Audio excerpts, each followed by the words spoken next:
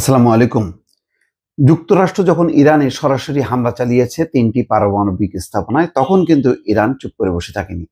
তারা তাদের যেই চিরশত্রু বা চিরপ্রতিদ্বন্দ্বী ইসরায়েলের উপর ভয়াবহ হামলা চালিয়েছে। গতকালকেই অর্থাৎ গত রাতে এই পর্যন্ত খবর ১০টি স্থানে ইরান হামলা চালিয়েছে এবং সেখানে ১১ জন আহত হবার খবর এসছে।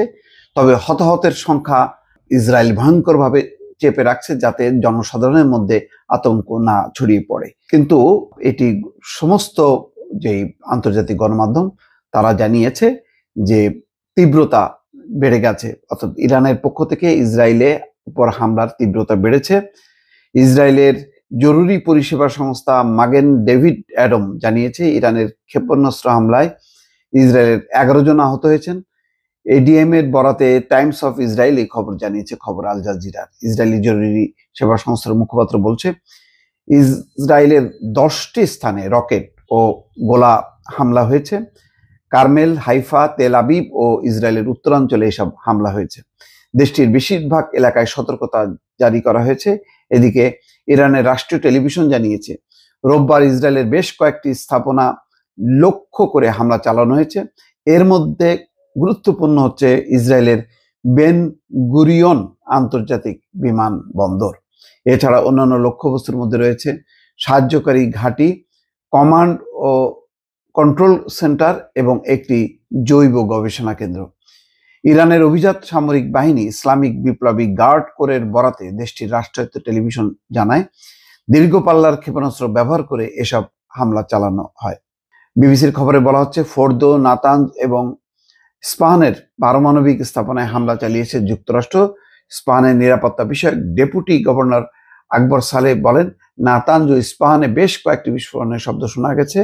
আমরা এই দুটি শহরে পারমাণবিক স্থাপনার কাছে হামলা হতে দেখেছি।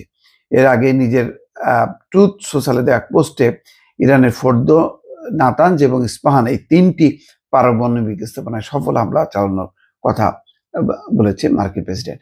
এটা পরিষ্কার যে মার্কিন এই হামলার পর এখন কিন্তু তীব্রতা আস্তে আস্তে বাড়বে, বিস্তৃত হবে।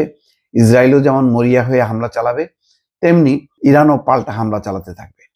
পরবর্তী পর্যায়ে এখন যুক্তরাষ্ট্র এরপর 3টি পারমাণবিক স্থাপনায় হামলা করে তারা বার্তা দিয়েছে যে ইরান যেন আলোচনার টেবিলে আসে। এখন আলোচনার টেবিলে কতক্ষণে আসবে কি আসবে না বিষয়টি বেশ জটিল। তবে এটা ঠিক, ইরান তার অস্তিত্ব রক্ষার জন্য এবং জাতিগত মর্যাদা রক্ষার জন্য তারা ভয়ঙ্করভাবে হামলা চালাবে, যার লক্ষণ কিন্তু গত রাতেই বোঝা গেছে যে তারা 10টি স্থাপনা, আন্তর্জাতিক বিমানবন্দর সহ 10টি স্থাপনা হামলা করেছে এবং এই হামলার তীব্রতা আরো বাড়বে। অর্থাৎ যুক্তরাষ্ট্র জড়িয়ে পড়ার পর যুদ্ধ আরো বিস্তৃত হবে এবং চতুর্মুখী হবে। অনেকে বলছেন যে মধ্যপ্রাচ্যের যে সামরিক ঘাঁটিগুলোতে আছে প্রায় 50 থেকে 1 লক্ষ সৈন্য, তাদের মধ্যে অন্তত 40,000 মার্কিন সেনা ঝুঁকির মধ্যে পড়বে এবং একই সঙ্গে ইসরায়েলের ভেতরেও আক্রমণ আরো তীব্র করবে। এটা হচ্ছে আন্তর্জাতিক গবেষকদের বিশ্লেষণ। দর্শক, ভালো থাকবেন। আল্লাহ হাফেজ।